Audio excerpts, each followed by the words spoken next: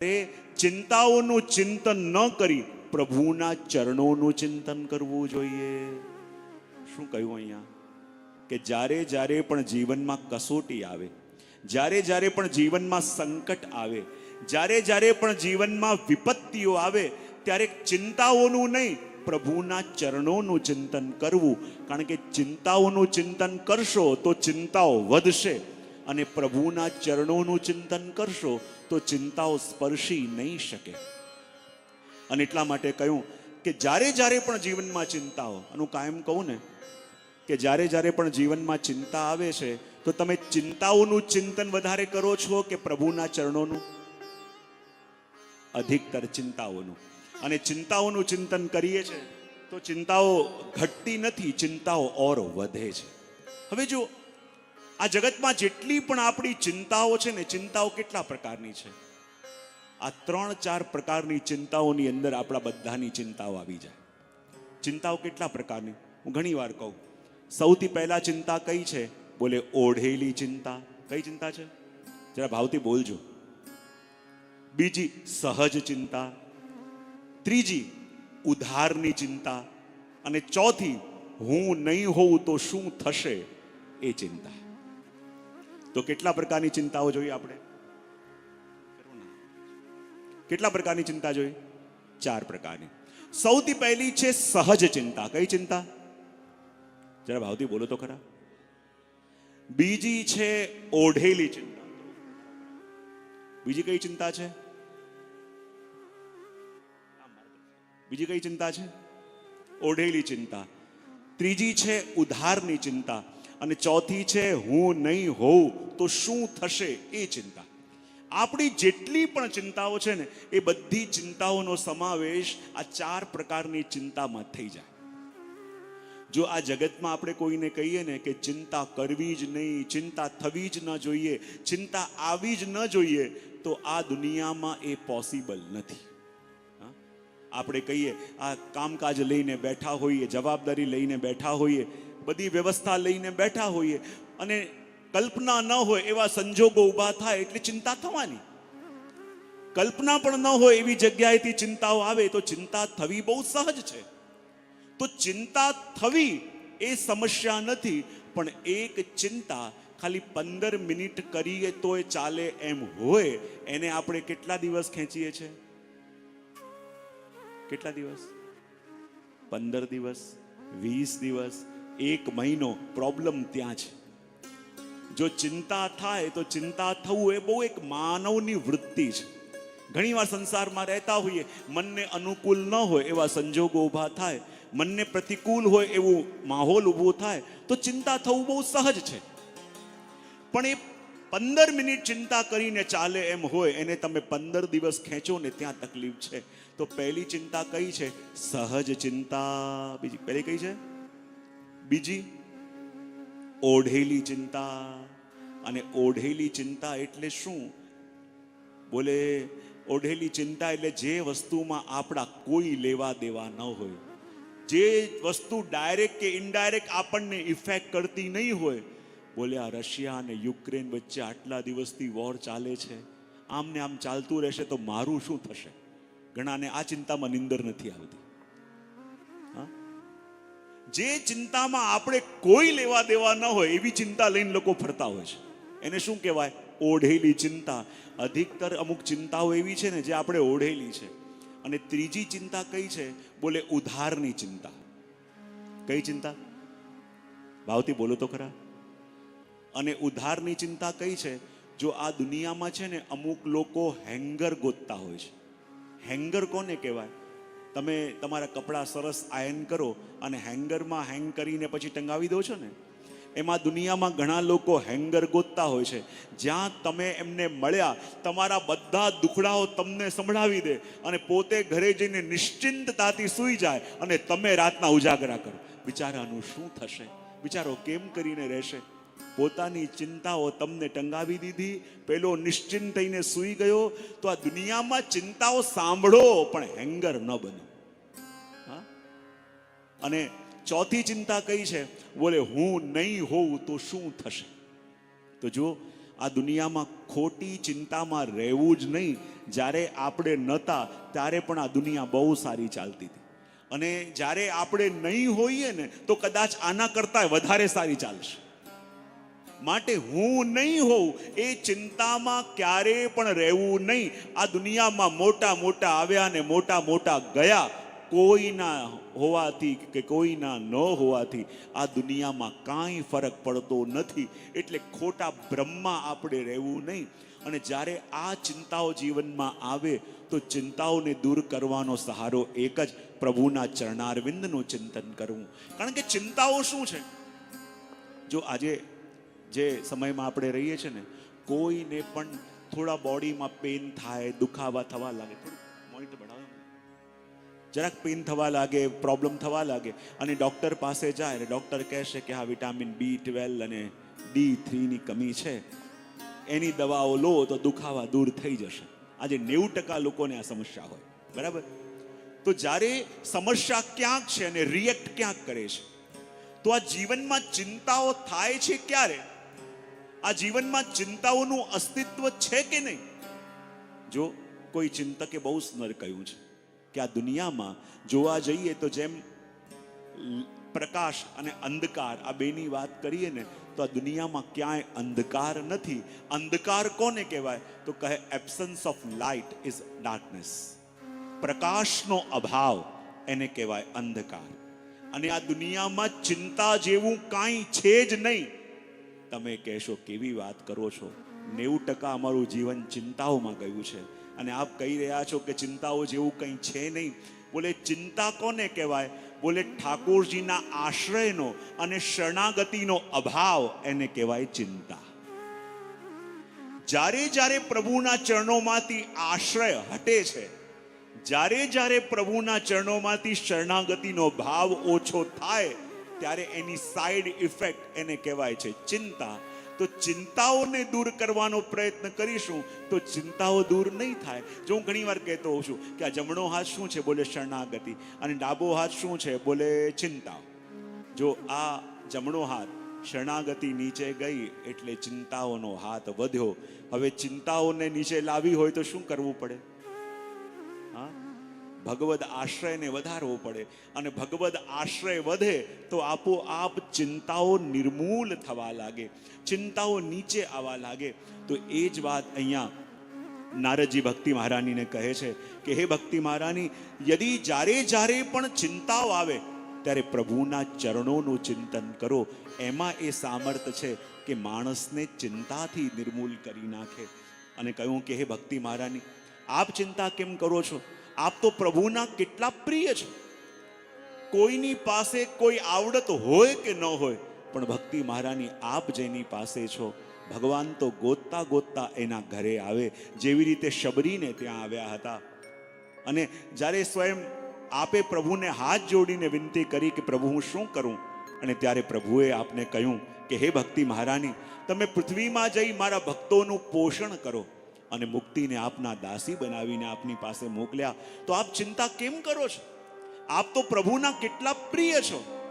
અને હે ભક્તિ મહારાની, આપ તો પારસ છો, જેનો સ્પર્શ કરો એને સોનાનો બનાવી દો. તો આપ ચિંતા કેમ કરો છો?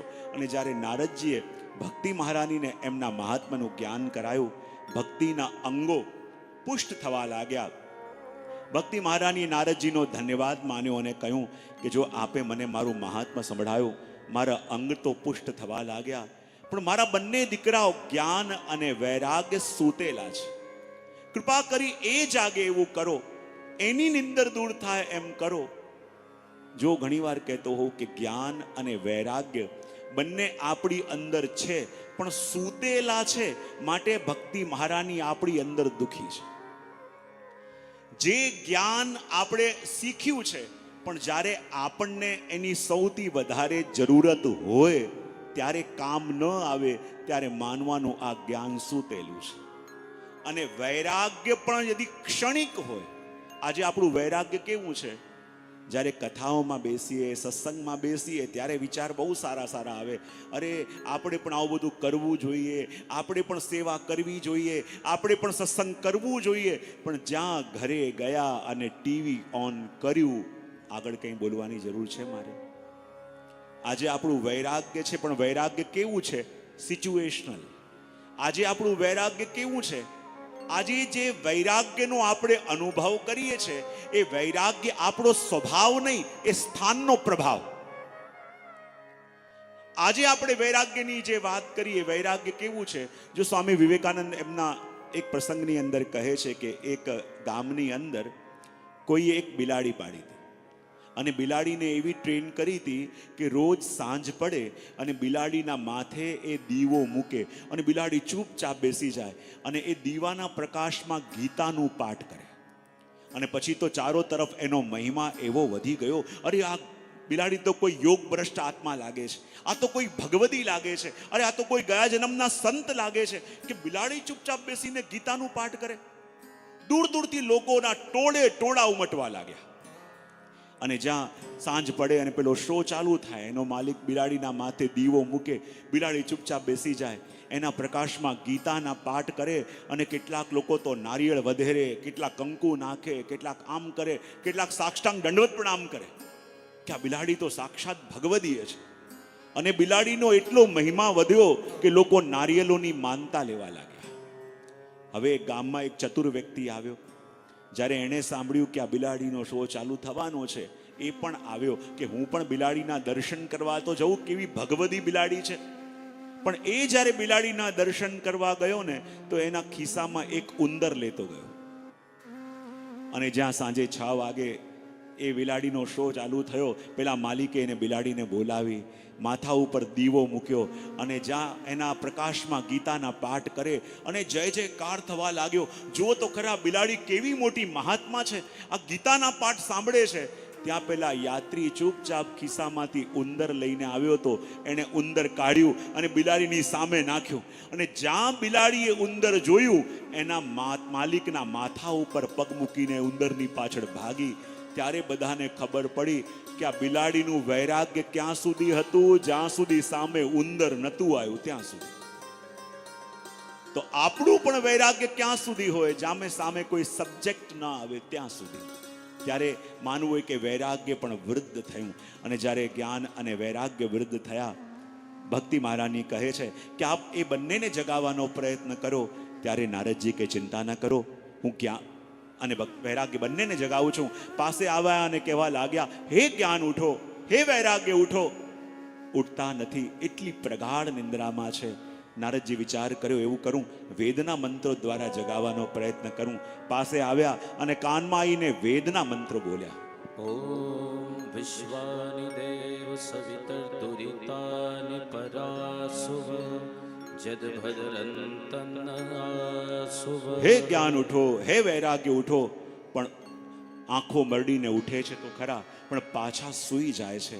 અને જ્યાં આવું ચાલતું રહ્યું, લાગ્યું કદાચ વેદના મંત્રોથી નિંદ્રા દૂર થતી નથી, એવું કરું ગીતાના શ્લોક બોલું અને એનાથી જગાવવાનો પ્રયત્ન કરું. પાસે આવીને કાનમાં ગીતાના શ્લોક બોલ્યા. અનન્યાશ્ચિંતયન્તો યે જના પર્યુપાસતે તેષાં નિત્યાભિયુક્તાનાં યોગક્ષેમો વહ. હે જ્ઞાન ઉઠો, હે વૈરાગ્ય ઉઠો. પણ એટલી પ્રગાઢ નિંદ્રા છે કે બંને જાગતા નથી. નારદજી કહે, વેદના મંત્રોથી નિંદ્રા દૂર ન થઈ, ગીતાના શ્લોકોથી નિંદ્રા દૂર ન થઈ, તો આની નિંદ્રા દૂર કરવાનો હવે શું ઉપાય છે?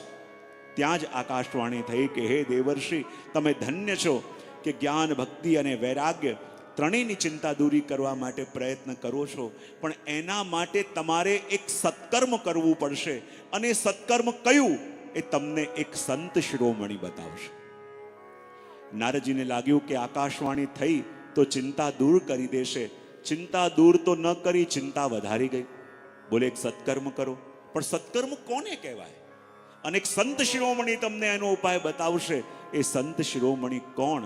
એ જાણવા માટે અનેક તીર્થોમાં પરિભ્રમણ કરતા કરતા નારદજી જ્યારે બદ્રિક આશ્રમમાં પધાર્યા અને ત્યાં કરોડો સૂર્ય સમાન જેનું તેજ છે એવા સનત કુમારો એમને સામે મળ્યા. અને ત્યારે નારદજીએ કહ્યું, કૃપા કરીને બતાવો આ જગતની અંદર વેદના મંત્રોથી અને ગીતાના શ્લોકોથી પણ જેની નિંદ્રા દૂર ન થઈ, એની નિંદ્રા દૂર કરવાનો ઉપાય શું છે? આ જગતમાં વ્યક્તિઓ સારા કાર્ય તો અનેક કરે છે, પણ આપણા હાથે આ સત્કર્મ થયું, એ સત્કર્મ કોને કહેવાય? ને ત્યારે સંતકુમારોએ કહ્યું, જુઓ, આ જગતની અંદર અનેક પ્રકારના યજ્ઞો છે. દ્રવ્ય યજ્ઞ, સપો યજ્ઞ, યોગ યજ્ઞ તથા પર અનેક પ્રકારના યજ્ઞો છે, પણ એ દરેક પ્રકારના યજ્ઞોમાં સ્વાધ્યાય રૂપી જ્ઞાન યજ્ઞને આપણે ત્યાં સત્કર્મ માનવામાં આવે છે. જો આપણા દ્વારા અનેક કાર્યો થાય, આપણા દ્વારા અનેક સારા કાર્યો થાય, પણ જે દિવસે આપણા દ્વારા સ્વાધ્યાય રૂપી જ્ઞાન યજ્ઞ એટલે કે ભાગવત કથાનું આયોજન થાય, ત્યારે માનવાનું કાર્ય તો અનેક કર્યા, પણ જીવનનું સૌથી મોટું સત્કર્મ આપણા દ્વારા આ ભાગવત દ્વારા થઈ રહ્યું છે. આ ભાગવતનું આયોજન કરો. અને ત્યારે સનતકુમારોને વાત સાંભળીને નારદજીને આશ્ચર્ય થયું. નારદજી કહેવા લાગ્યા કે આપ કહી રહ્યા છો કે ભાગવતના શ્રવણથી જ્ઞાન અને વૈરાગ્યની ચિંતાઓ દૂર થશે, પણ જ્યાં સુધી અમે જાણીએ છીએ આ ભાગવત બીજું કાંઈ નહીં, વેદ અને ગીતાનો જ સાર છે. તો વેદના મંત્રોથી નિંદ્રા દૂર ન થઈ, ગીતાના શ્લોકોથી ચિંતા દૂર ન થઈ, તો એના જ અર્થ એવા ભાગવતથી કેવી રીતે દૂર થશે?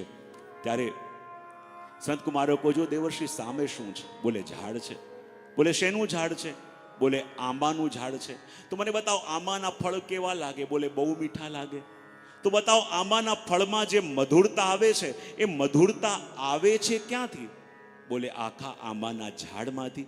અચ્છા, તો આંબાનું ફળ ખાઈને જે મધુરતા મળે, એ આંબાના મૂળ ખાઈએ તો મળે? હા કે ના તો પાડો. હા, આંબાના પાંદડા ખાઈએ તો મળે? બોલે આંબાના ફળમાં જે મધુરતા આવે છે, એ મધુરતા આવે છે આખા વૃક્ષમાંથી, પણ ફળ ખાઈને જે આનંદ મળે, એ આનંદ પાંદડા ખાઈને મળતું કેમ નથી? ત્યારે કહે કે આંબાના આખા ઝાડમાં વિખરાયેલો એ રસ જ્યારે ફળ રૂપે એક જગ્યાએ ભેગું થાય, તો એ જે સુખ આપે, એ સુખ બીજા કોઈ ભાગો આપી શકતા નથી. એ જ રીતે વેદ વૃક્ષ છે, અને એમાં લાગેલું ગલિત ફલ શ્રીમદ ભાગવત છે. માટે ભાગવતથી જે સુખ મળે, એ સુખ બીજે કોઈ સાધનથી મળી શકતું નથી. અને બીજો દૃષ્ટાંત આપ્યો દૂધનો અને માખણનો. હવે બતાવો, માખણ શેમાંથી બને? માખણ શેમાંથી બને? બોલે કૃષ્ણ કનૈયા. હા, માખણ શેમાંથી બને? શેમાંથી? હા, દહીંમાંથી, મલાઈમાંથી. હવે જુઓ, ધીમે ધીમે આપણે કહીએ કે દૂધમાંથી દહીં, દહીંમાંથી છાછ, છાછમાંથી માખણ. હવે જુઓ, યદિ દૂધની અંદરથી જ માખણ બને છે અને દૂધની જ પ્રોસેસ કરીને માખણ મેળવવામાં આવે છે, તો એક વાત બતાવો, અલ્ટિમેટલી માખણ કહેવાય તો દૂધની અંદર કે નહીં? હા કે ના તો પાડો. હા, હવે તમે કથા સાંભળીને સાંજે ઘરે ગયા, શાક બનાવતા હતા ને ઘી ખૂટી ગયું, માખણ ખૂટી ગયું. તમે વિચાર કરો, અરે કથામાં સાંભળીને આવ્યા હતા કે માખણ અને ઘી બીજે ક્યાંય નહીં, છે તો દૂધમાં. બોલે માખણ નથી, પણ દૂધની થેલી તો ફ્રીજમાં પડી છે, એમાંથી વઘાર કરો તો શાક બને ખરા? હા, બને? તો બોલે જે કાર્ય, જે વસ્તુ કહેવાય કે માખણથી થાય, એ કાર્ય દૂધથી ન થઈ શકે. એવી રીતે વેદ દૂધ રૂપ છે, અને એનું મંથન કરીને અલગ કાઢેલું નવનીત એ શ્રીમદ ભાગવત છે. તો ભાગવતથી જે સુખ મળે, એ સુખ અન્યત્રથી મળી ન શકે. જ્યારે આ દૃષ્ટાંત બતાયા, અને નારદજીને પણ ખાતરી થઈ ગઈ, અને એમણે સંકલ્પ કર્યો, જ્ઞાન યજ્ઞમ કરિષ્યામિ શુકશાસ્ત્ર કથોજ્વલમ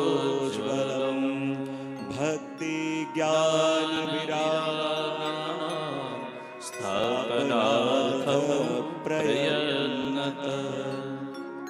નારદજીએ સંકલ્પ કર્યો કે હું પણ શ્રીમદ ભાગવતનું આયોજન કરીશ, પણ કૃપા કરીને બતાવો કે ભાગવત હું ક્યાં કરું, કેવી રીતે કરું, ક્યારે કરું? ત્યારે કહ્યું, ગંગા દ્વાર સમીપે તુ તટ આનંદ નામકમ. બોલ, હરિદ્વારથી આગળ ગંગાજીનો એક ઘાટ છે અને ત્યાં આનંદ નામનું સુંદર ઘાટ છે. અને એવું અદ્ભુત ઘાટ છે કે જ્યાં અનેક અનેક ઋષિઓ બેસીને તપસ્યા કરે છે. સુંદર સરોવર છે જેમાં નીલા નીલા રંગના કમળ ખુલે છે અને કમળની સુગંધથી લુપ્ત બનેલા ભ્રમરો એ મકરંદનું આસ્વાદન કરવા માટે ત્યાં ગુંજારો કરતા હોય છે. અને મોટા મોટા ઋષિઓની તપસ્યાને કારણે એ ભૂમિનો પ્રભાવ એવો થઈ ગયો છે કે ત્યાં સિંહ અને હરણ પણ પરસ્પર મિત્ર ભાવે રહે છે. તો ત્યાં ભાગવતનું આયોજન થશે, તુરંત ફલિત થશે.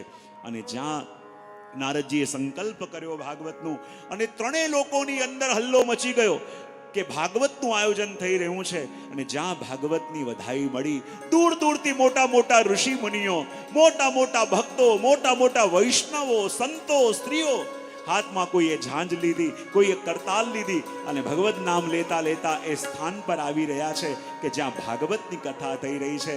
અને ગાતા ગાતા કહી રહ્યા છે, શ્રી કૃષ્ણ ગોવિંદ હરે મુરારી, હે નાથ નારાયણ વાસુદેવા. શ્રી કૃષ્ણ ગોવિંદ સભી ગાઈએ, હે નાથ નારાયણ વાસુદેવ. હે નાથ નારાયણ વાસુદેવા, હે નાથ નારાયણ સભી ગાઈએ, વાસુદેવ.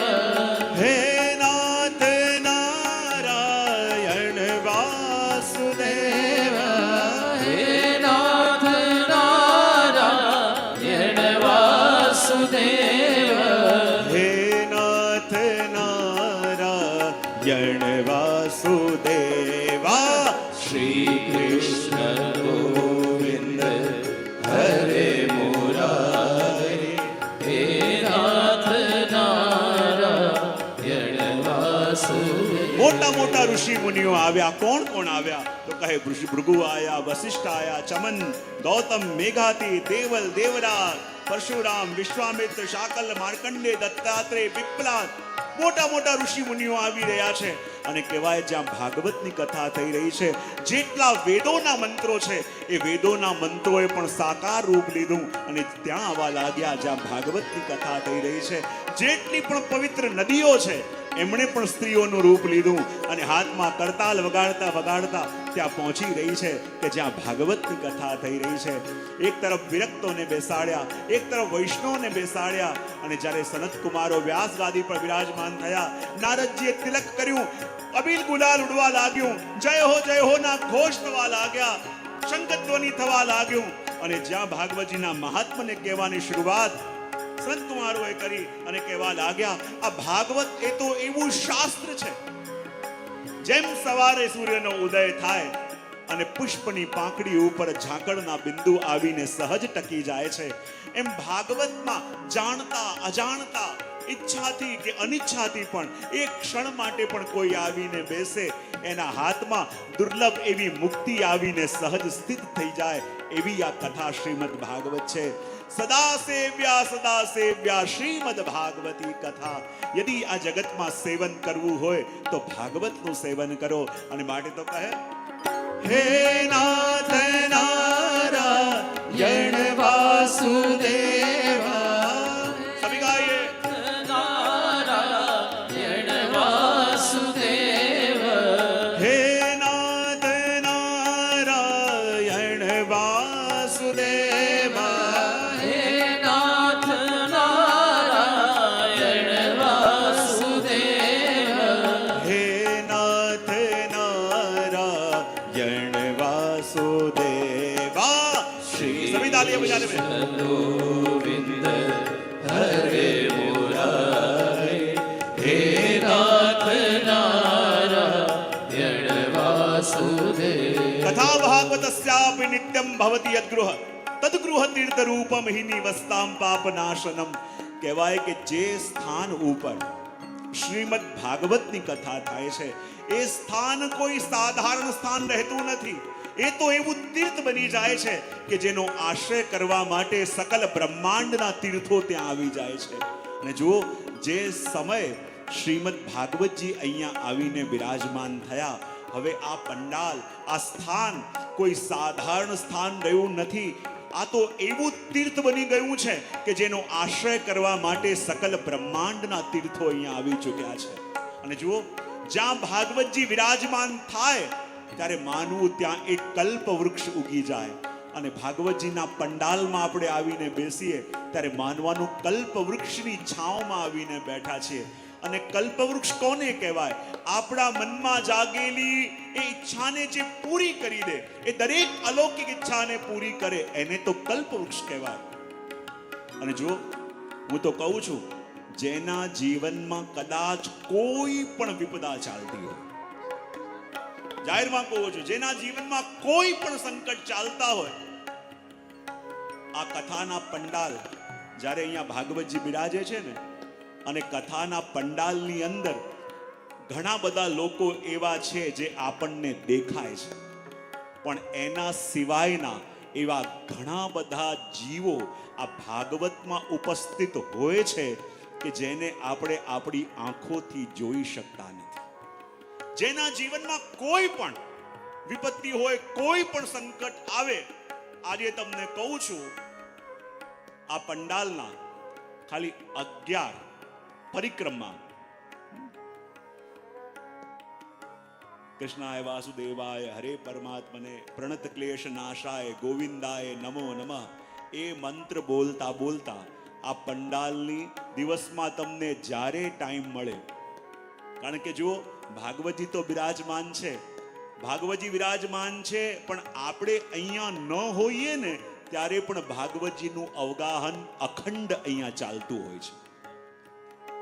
જે આપણને જોઈ શકે છે એ તો આપણે છીએ. આપણો ટાઈમ 3 થી 7 છે, પણ 8 થી લઈને 2 વાગ્યા સુધીનો ટાઈમ એ અલૌકિક શક્તિઓનો સમય છે, જે આવીને અહીંયા ભાગવતજીનું પઠન કરે છે, વાંચન કરે છે, અને એ દિવ્ય જીવો આવીને એનું શ્રવણ પણ અહીંયા કરે છે.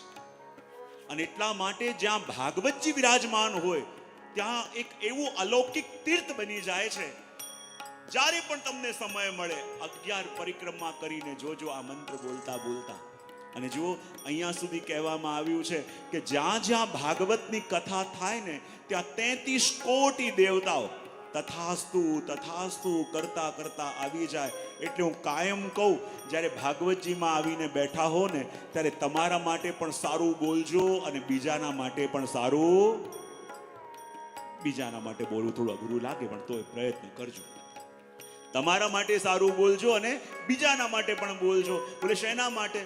બોલે જો જ્યાં ભાગવતની કથા ચાલતી હોય 33 કોટી દેવતાઓ તથાસ્તુ તથાસ્તુ કરતા આવી જાય. અને જો તમે એમ બોલ્યા કે શું કરું, મારો તો ટાઈમ જ ખરાબ ચાલે છે, અને તથાસ્તુ થયું તો પછી મારી જવાબદારી નહીં.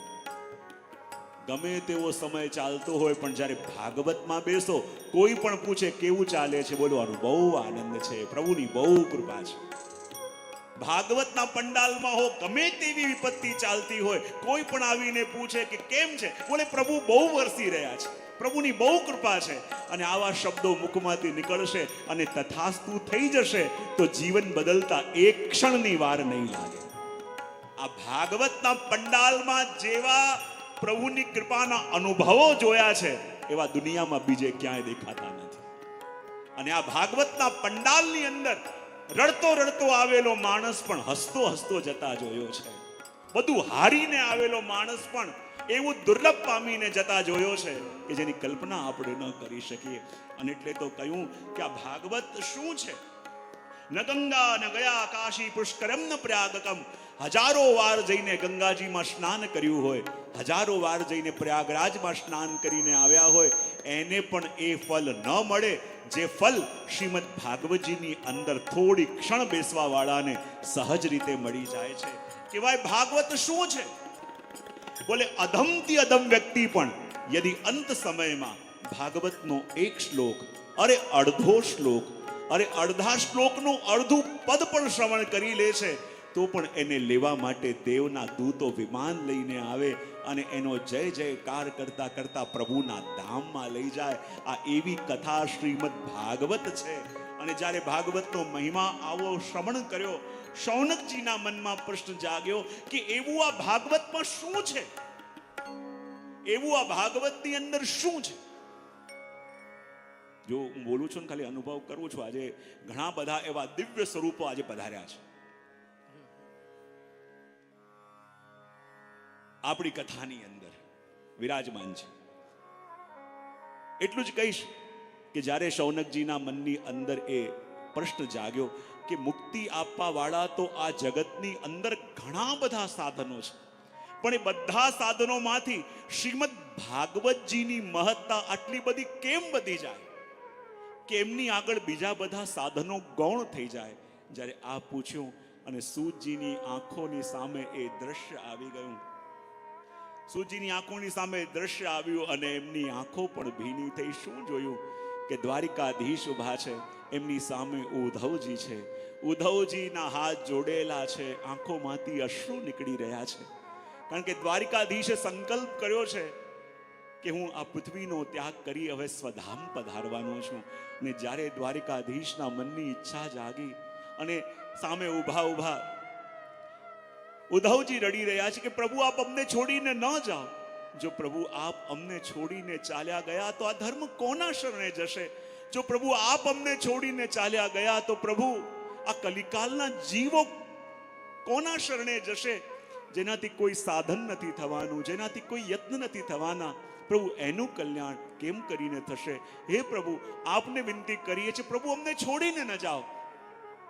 સ્વધામ પધારવા તૈયાર થયા હતા પ્રભુ, પણ જ્યારે ઉદ્ધવજીએ એ કલિકાલના જીવો માટે વિનંતી કરી અને કરુણા વરુણા લય એવા દ્વારિકાધીશના હૃદયમાં એ કલિકાલના જીવો માટે એટલી કરુણા જાગી, એટલી કરુણા જાગી, જો હું એમને છોડીને ચાલ્યો ગયો તો એમનું કોણ? એ કેવી રીતે તરશે? એ કોના સહારે જીવશે? અને ઉદ્ધવજીની વિનંતી સાંભળીને પ્રભુના હૃદયમાં એટલી કરુણા જાગી કે જે પ્રભુ સ્વધામ પધારવા તૈયાર થયા હતા એ પ્રભુએ તેજ પુંજનું સ્વરૂપ ધારણ કર્યું અને સ્વધામ જવાની જગ્યાએ ભાગવત રૂપી સમુદ્રની અંદર જઈને સમાઈ ગયા. આ ભાગવત કોઈ ગ્રંથ નહીં, કોઈ પુસ્તક નહીં, આ સાક્ષાત શ્રીનાથજી બાવાનું વાંગમય સ્વરૂપ છે.